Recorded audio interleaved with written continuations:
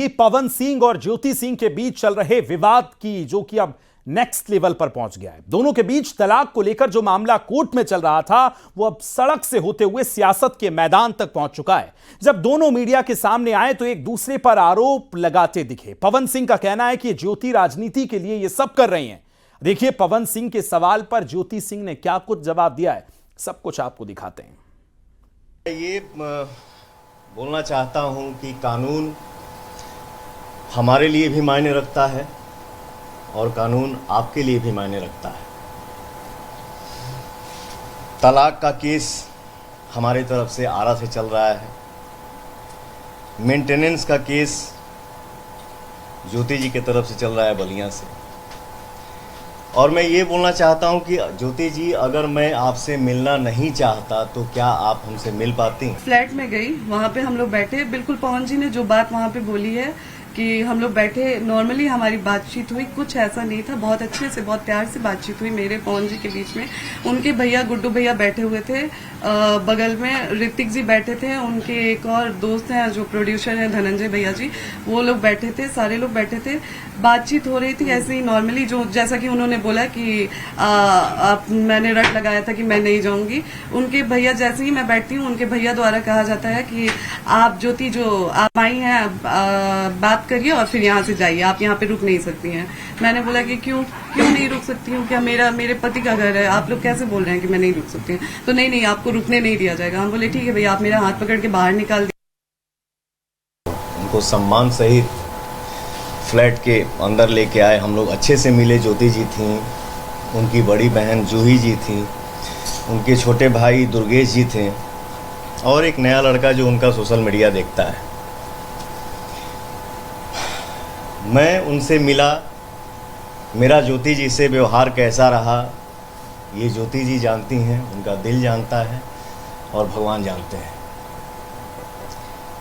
आते ही उन्होंने बोला कि मैं अब यहाँ से हिलूंगी नहीं। मैंने बोला पानी पीजिए। फिर उन्होंने बोला कि मेरा तलाक का मैटर जब तक क्लियर नहीं हो जाता है तब तक मैं यहाँ से हिलूंगी नहीं। मैंने बोला एक बात बताइए, एक छत के नीचे रह के मुकदमा लड़ा जाता है क्या? कि क्या जब वो लोकसभा चुनाव में मुझे बुलाए थे उस समय कोर्ट में मामला नहीं था? क्या जब दोबारा मेरे मांग में सिंदूर डाला गया उस समय कोर्ट में मामला नहीं था? क्या दोबारा जब पति पत्नी की तरह मुझे रखा गया उस समय चुनाव में मामला नहीं था? क्या जब लोकसभा चुनाव से पहले पवन जी मुझे अपने फ्लैट पे लेके गए उस समय कोर्ट में मामला नहीं था? क्या जब दोबारा पवन जी चुनाव के बाद मुझे 20 दिन 25 दिन लाके अपने घर में रखे हैं उस समय कोर्ट में मामला नहीं था? मैं ये कहना चाहता हूँ ज्योति जी कि आप जो अपने पति के लिए अपनापन दिखा रही हैं, ये अपनापन चुनाव से 1 महीना पहले क्यों नहीं दिखा? ये अपनापन चुनाव से 2 महीना पहले क्यों नहीं दिखा?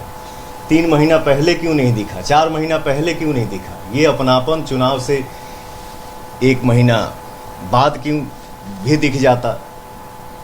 आज ही क्यों? क्योंकि मैं अमित शाह जी से मिल लिया, जेपी नड्डा जी से मिल लिया, धर्मेंद्र प्रधान जी से मिल लिया, विनोद तावड़े जी से मिल लिया, उपेंद्र कुशवाहा जी से मिल लिया। वाह रे अपनापन। और रही बात पति को याद करने की, आज मैं पति को याद कर रही हूँ तो मैं आज से उनसे संपर्क करने की कोशिश नहीं कर रही हूँ, मैं बहुत पहले से संपर्क करने की कोशिश कर रही हूँ। लेकिन कभी उनके भाई द्वारा दुत्कार दिया जाता है, कभी उनके उनकी फैमिली से भी मैं कांटेक्ट, पवन जी से मेरी बात होती नहीं है, पवन जी मेरा फोन उठाते नहीं है और मैं किसी और से बात करने की कोशिश करती हूँ तो वो लोग मुझसे इस तरीके से बात करते। हाँ, जब लोकसभा चुनाव के पहले हमारी कोई बातचीत नहीं थी उस समय मैं भी संतुष्ट हो गई थी कि पवन जी ने मुझ पे डाइवोर्स फाइल कर दिया है। और पहले तो मैं ये क्लियर कर दूं लोगों से कि डाइवोर्स हमारे तरफ से नहीं फाइल हुआ है, डाइवोर्स पवन जी की तरफ से फाइल किया गया है। डाइवोर्स का केस पहले पवन जी ने डाला है, हमारे तरफ से नहीं हुआ। हमारे तरफ से शुरू से ही मैं लगी थी कि अपना रिश्ता बचा लूं। हाँ, जब डाइवोर्स फाइल हुआ था तो मैं मुझे भी हो गया कि चलो मैं उस समय शांत हो गई कि उन्होंने डाइवोर्स फाइल कर दिया, वो नहीं रखना चाहते हैं, तो कब तक मैं ये चीजों को वो करूं, कब तक मैं झेलूं, तो मैं शांत हो गई थी। लेकिन दोबारा जब ये लोकसभा चुनाव में बुला के मुझे यूज किया गया, मेरे मांग में सिंदूर भरा गया, तो क्या मेरा कोई मान सम्मान नहीं है? क्या औरत की कोई इज्जत? ज्योति जी के पिताजी राम बाबू सिंह जी लखनऊ आते हैं,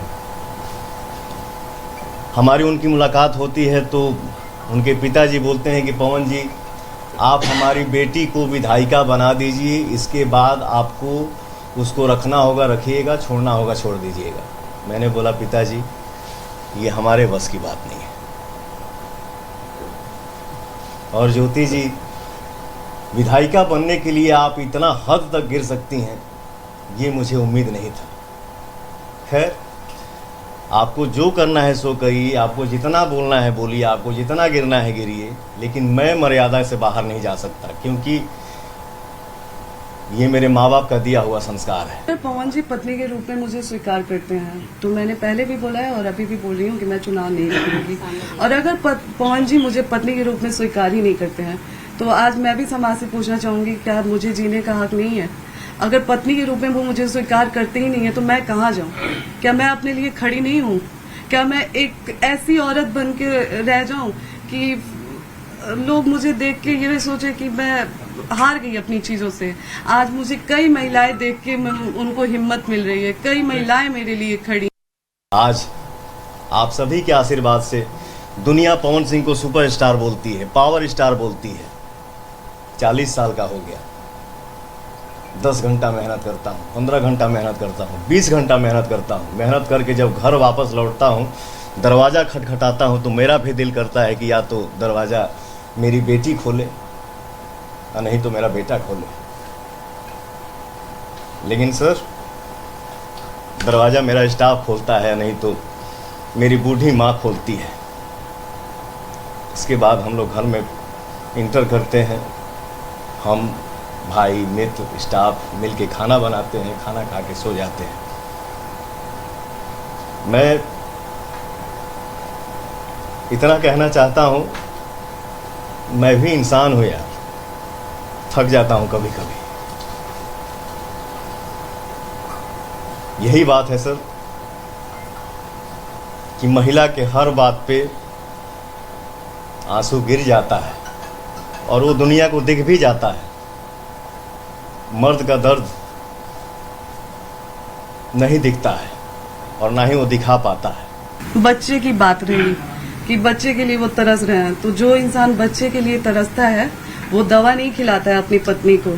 मुझे हर बार दवा खिलाया गया और बहुत सारी चीजें मैंने आज भी मीडिया में नहीं रखी थी, लेकिन आज पवन जी ने मुझे मजबूर कर दिया है। मैं पवन जी को बदनाम नहीं कर रही हूँ, मैं बस अपना पक्ष रख रही हूँ।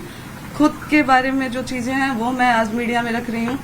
पवन जी द्वारा मुझे जब दवा खिलाया जाता था, उस चीज के विरोध में जब मैं बोलती थी, तो मुझे इतना टॉर्चर किया गया कि मैंने स्लीपिंग पिल्स खा लिया था। जो लोग इस मैटर में मजे ले रहे हैं, ये है वो है, ऐसे है वैसे करना चाहिए, समाज की बात, तो मैं इतना बता दूं, इतना कह दूं कि फैमिलियर बात जो भी होती हैं वो कमरे में होती हैं, कैमरे पे नहीं। जितना मेरी इज्जत का धजिया उड़ना था, जिसका उम्मीद नहीं था, वो सब क्रॉस हो गया। तो मुझे नहीं लगता है कि अब ये सब संभव है। अगर पवन जी पत्नी के रूप में मुझे स्वीकार करते हैं, तो मैंने पहले भी बोला है और अभी भी बोल रही हूँ कि मैं चुनाव नहीं लड़ूंगी। और अगर पवन जी मुझे पत्नी के रूप में स्वीकार ही नहीं करते हैं, तो आज मैं भी समाज से पूछना चाहूंगी, क्या मुझे जीने का हक नहीं है? अगर पत्नी के रूप में वो मुझे स्वीकार करते ही नहीं है, तो मैं कहाँ जाऊँ? क्या मैं अपने लिए खड़ी नहीं हूँ? क्या मैं एक ऐसी औरत बन के रह जाऊं कि लोग मुझे देख के ये सोचे कि मैं हार गई अपनी चीजों से? आज मुझे कई महिलाएं देख के उनको हिम्मत मिल रही है, कई महिलाएं मेरे लिए खड़ी हैं।